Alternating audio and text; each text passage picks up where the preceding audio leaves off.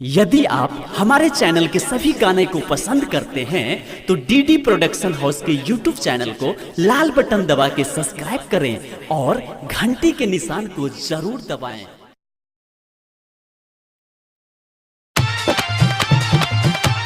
मुड़िया वाला छौरा चोली तोहर फायर दे दो। मुड़िया वाला छौरा चोली तोहर फायर दे दो। DJ Sumit Satish, DJ Sumit Satish, production house अलही बंगाल से बिहार हम नाचो, अलही बंगाल से बिहार हम नाचो, झापल सामान सब घायर देतो। दरभंगा वाला छौरा जींस तो हर फायर देतो। कि मुड़िया वाला छौरा चोली तो हर फायर देतो। कि मुड़िया वाला छौरा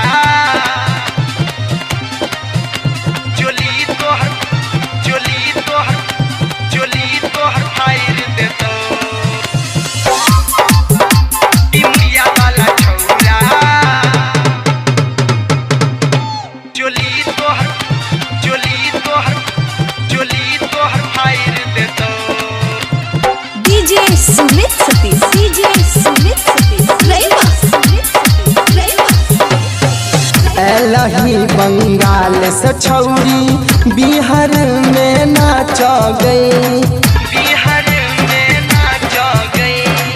सब जवन का छौरा सबका चानी तू काट गई। जानी तू काट गए।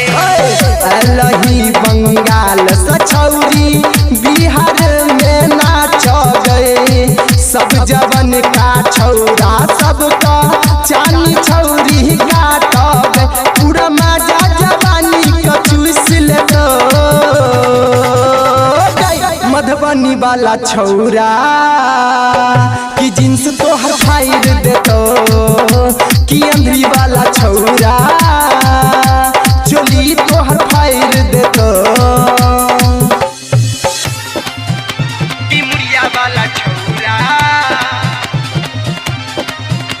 चोली तोहर फायर दे दो। कि मुड़िया वाला छौरा चोली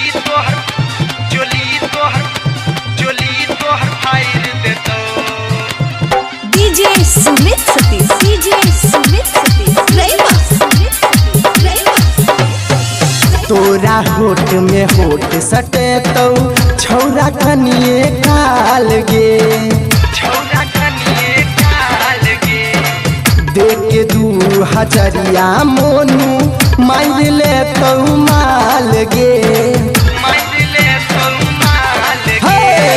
तोरा होठ में होठ सटे तो छौरा कनिए काल गे।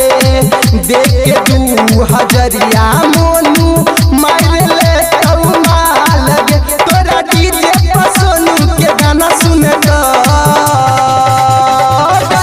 गठुल्ली वाला छौरा कि जींस तो हर फायर देतो। रमौली वाला छौरा चोली तो हर फायर देतो।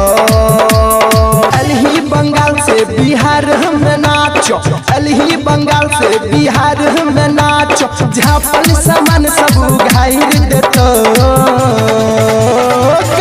दरभंगा वाला छौरा जींस तो हर फायर देतो। कि मुड़िया वाला छौरा चोली तो हर फायर देतो। Recording by DD production house Sakri 97 084 45 700।